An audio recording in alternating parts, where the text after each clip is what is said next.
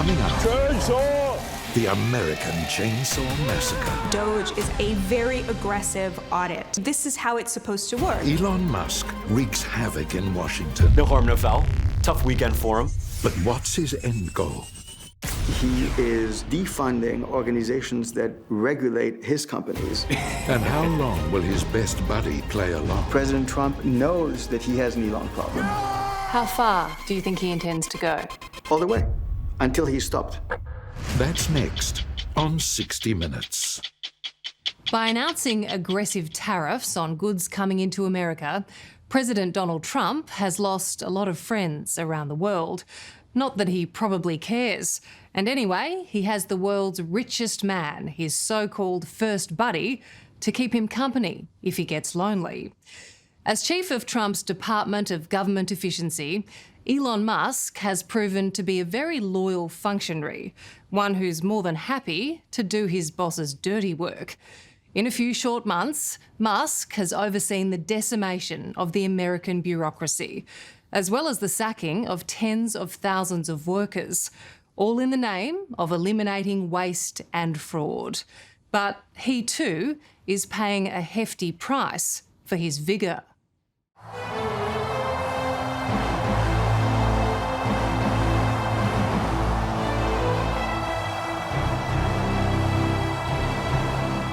As victory speeches go, this one, on the day of Donald Trump's inauguration, was as awkward as it was significant. This is what victory feels like. Yeah! The world's richest man, anointed as one of the most powerful. And I just want to say thank you for making it happen. Thank you.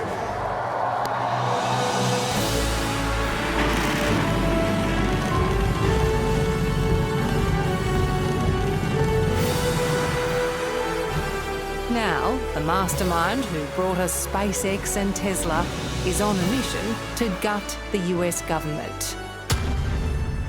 He is the Henry Ford and the Albert Einstein and the Thomas Edison of our time, and he is working with the greatest president of our time to save America.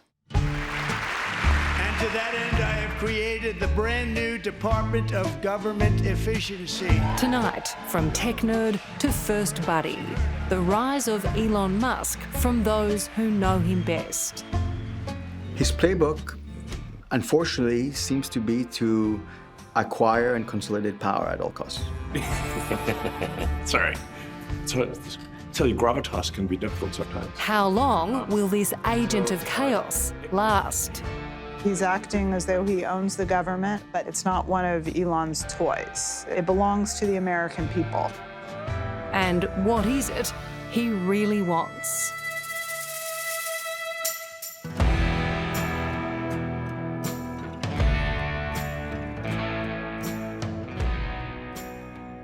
The speed and the extent of Elon Musk's rise to power is sending shockwaves through Washington, D.C. In just a couple of months, he's met with world leaders. He's been given almost unchecked authority to gut the federal budget, and he's slashed thousands of jobs. To some, he's the mastermind of a coup who could plunge this country into a constitutional crisis. To others, he's a saviour who might just make America great again. This is the chainsaw for bureaucracy. Chainsaw!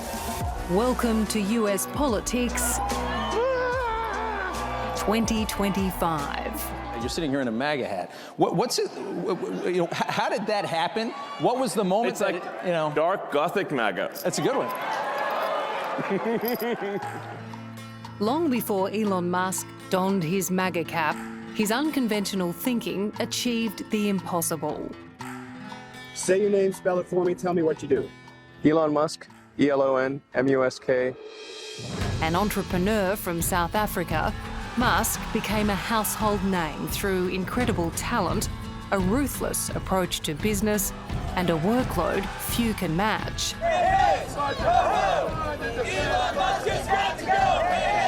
Now he's putting that same disruptive work ethic into slashing $2 trillion in government spending.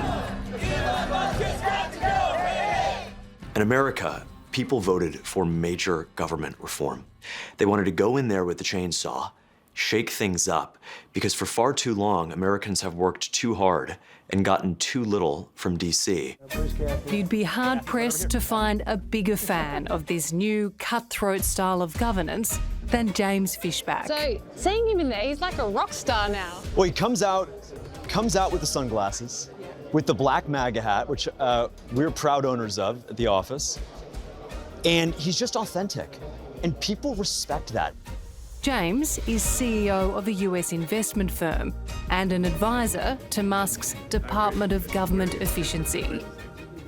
How exciting is it to be advising Elon Musk? I'm honored and I'm humbled. He's got a lot of power all of a sudden. Yeah. And he's doing things in government that no one has done before. There's no question that it's unprecedented. Unprecedented needn't be a bad thing. This is the greatest country on earth. But we've got to do right by the people because they are frustrated. They are pissed off.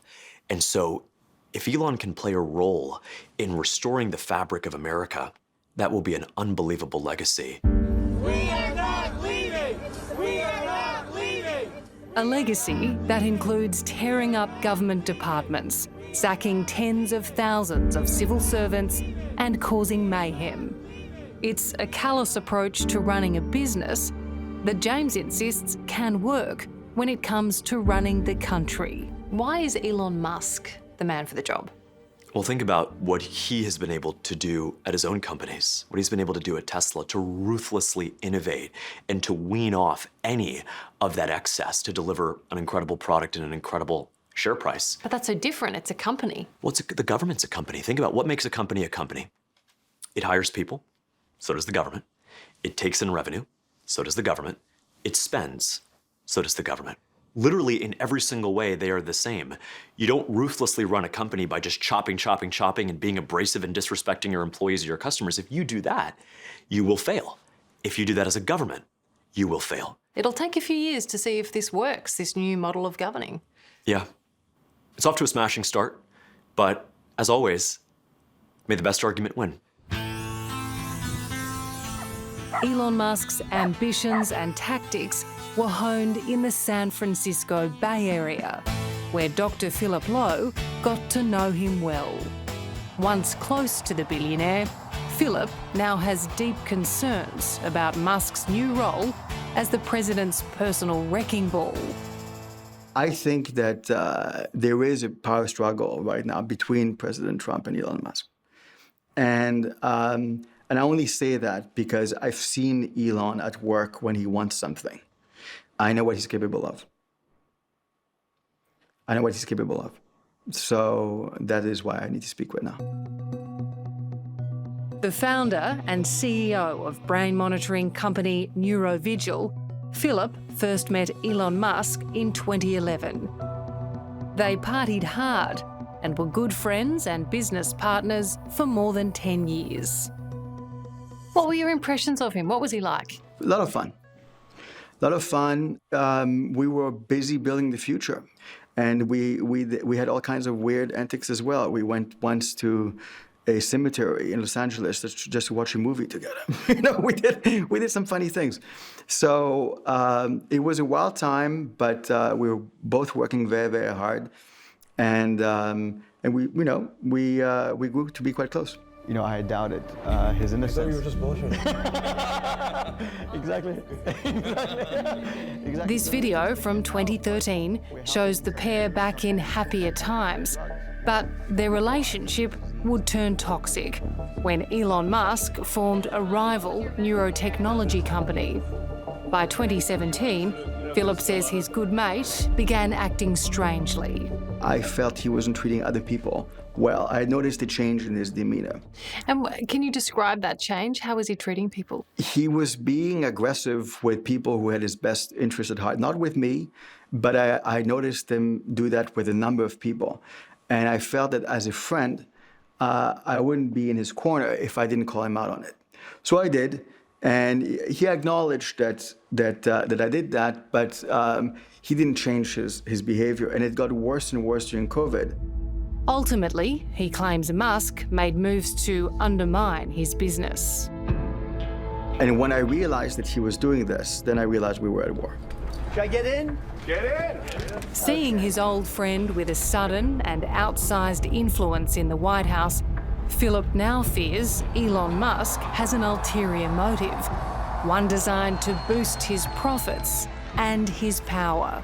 They're parading that he's saving taxpayers' money. What he's actually doing is he is defunding organizations that regulate his companies. So he is weakening the people who would have weakened him. So where he says he's fighting for the American taxpayer. Respectfully, I say that's bullshit. And just like when he calls himself a free speech absolutist, when he clearly is boosting certain voices on X, including his own, and shadow banning others, relatively speaking. So no, I know him too well to understand that this is a charade. What is your ultimate fear? My fear is that he's manipulating President Trump to tear up the Constitution until he will tear up President Trump. Coming up, why business is booming for Elon Musk. But not in the way he'd hoped. He has a lot of potential conflicts of interest. So how long will the tech titan stick around? I think at some point he's going to lose interest and he's going to run out of people to fire. Elon Musk has never been averse to a bit of political theatre. But his appearance before the MAGA faithful in Washington, D.C. in February took it to another level. It's been a remarkable evolution from entrepreneur and businessman to billionaire and now a polarising but really powerful political figure. The richest man in the world is clearly determined to sell his vision for the future, and everyone here is lapping it up. It's undoubtedly Musk's most surprising role to date, running President Trump's Department of Government Efficiency. Headed up by Elon, and we appreciate it. We found hundreds of billions of dollars of fraud. Thank you, Elon. You're working very hard. He didn't need this. He didn't need this. Elon Musk is a very complicated character. Because on the one hand, he's doing incredible things. On the other hand, he has a lot of potential conflicts of interest. I think Musk doesn't have a lot of power. I think like so many Americans, author and journalist Batya Ungar-Sargon supports Donald Trump's agenda for radical change. But she also has real concerns about his chosen first buddy. What do you think of my hat? They're an odd couple, aren't they? Trump and Musk. They are an odd couple, yes. You have to remember, Trump has no peers. He's the most powerful person on the planet, and there is no one at that level with him. And so he's made friends with the most rich person on the planet. It makes a lot of sense that they would see something in each other that they can't get from anywhere else. Yeah, and that's why I like my T-shirt says tech support, because I'm here to provide the president with technology support. Why don't we do a family shot? Elon, you have to have a picture with your boy. Yeah. So we have to get Elon with his boy. Okay. Absolutely. A gorgeous, perfect Tristan's boy. almost enough. It's a bromance that's led to some surreal presidential moments. Sorry for this.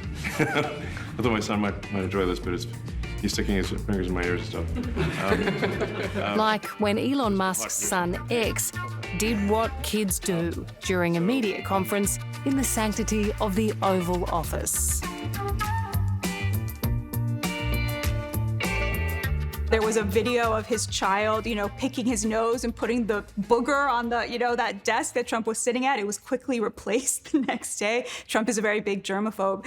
So that rubbed me the wrong way. I felt that was very disrespectful, but Trump doesn't seem to mind it, so. While Musk may have amassed a fortune close to $500 billion, Batya Ungasagon suspects the main driver of teaming up with President Trump isn't so much civic duty, but a quest for new money-making opportunities. I mean, if he could get government contracts for his AI company, this would be very big for him. Get better contracts for Tesla with, cyber trucks and so forth. So the potential to win here, to come out ahead, I think is very, very high. And this is why I think President Trump has to be very vigilant that there are no true conflicts of interest and that nothing, that lacks propriety actually happens. Do you think Musk's views and values align with President Trump's? On some issues, yes, and on some issues, definitely not. Where I think it starts to go south is when you look at where his interests lie. This relationship with China, which is our greatest adversary, over which we need to have leverage and not the other way around. This is a real problem. You have to understand, this is a person who casts himself as a sort of maverick renegade who isn't, shy to insult people in power, but he has never once said anything less than obsequious about Xi Jinping or the Chinese Communist Party. President Musk is stealing your money. Operating effectively unchecked, Musk has dismantled entire federal agencies, torn up spending programs, and shown staff the door. The US government has never seen upheaval quite like it. This was my dream job, and it's just being taken away by an administration who doesn't care about science. Hard not to take it personal when someone questions my work ethic. If there's any lessons to be drawn from this, it is that we do not need the richest people in the world controlling our government. Some estimates suggest up to 300,000 of the 2.3 million federal workforce will go. To leading Democrats in Congress, it's a scandal, not a saving. The wrecking ball of right-wing authoritarianism is swinging right through Congress and coming directly at the freedoms of the press and the people right now. The self-appointed CEO of this operation is the unelected bureaucrat and aspiring techno-dictator Elon Musk. This is unlike anything I've ever seen. For this to be happening on a mass scale is really unprecedented. Shannon Liss Reardon is one of America's top employment lawyers and has spent years defending 2,000 Twitter employees who were brutally axed by Elon Musk when he bought the company in 2022. She's now busy building cases on behalf of federal employees. How would you describe Elon Musk's approach to reducing the federal workforce? Well, so far it seems to be pretty much what he did at Twitter, that the main goal is just to cut at all costs. He's acting like it's his own business. He's acting as though he owns the government and he can use the same methods that he used at Twitter to reduce the workforce. But the government is not the same as a private business. It's not one of Elon's toys. It belongs to the American people. This just should not be happening this way. The courts have now ordered the reinstatement of 25,000 workers across 18 agencies. For Doge advisor James Fishback, it's chaotic but necessary to cull bloated government spending. You probably have to cut a little bit too much. You have to go a little bit too far and then pull back as a result. We're seeing that already with some of the federal workers that were sacked recently and then rehired a couple of days later. No harm, no foul. No harm, no foul. Tough weekend for him. In the short term, at least, Elon Musk's slash and burn mission has come at a cost. Tesla shares and his personal fortune have both taken a hit, and the backlash just keeps escalating. Tonight, authorities investigating what they're calling a targeted attack on a Tesla repair center in Las Vegas. And he used what appear to be Molotov cocktails and a firearm to conduct his attack. Teslas have been vandalised and dealerships firebombed as anger grows, prompting the FBI to create a task force targeting the attackers. My companies are suffering because I'm in the government. Do you think it helps sales if dealerships are being firebombed? Of course not. And Tesla customers are being intimidated all over the country and all over Europe. Musk's unpopularity might also be making him a liability for the president. And the word in Washington is that his days as Donald Trump's right-hand man may be waning. Is Elon Musk the type of person who cares about criticism? Tremendously. So he would be right now, you think, watching and listening to criticism and it would be affecting him? His blood pressure might go up. But then again, the ketamine might help. Elon Musk's former friend and business partner, Dr. Philip Lowe, worries the billionaire will always have the president's ear. And he has a deep sense of dread about what that means for America and the world. I think that President Trump knows that he has an Elon problem, but he reminds me of somebody with a rabid Rottweiler, who tells his neighbors that he's actually trained the Rottweiler to be that aggressive because he wants to own the narrative and he doesn't want to be upstaged by Elon. How dangerous is this Rottweiler? Very dangerous. Very, very dangerous because the White House is Elon's biggest investment. You say Elon Musk is hungry for power. Mm-hmm. How far do you think he intends to go? All the way, until he's stopped. Hello, I'm Amelia Adams. Thanks for watching 60 Minutes Australia. Subscribe to our channel now for brand new stories and exclusive clips every week. And don't miss out on our extra minute segments and full episodes of 60 Minutes on 9now.com.au and the 9Now app.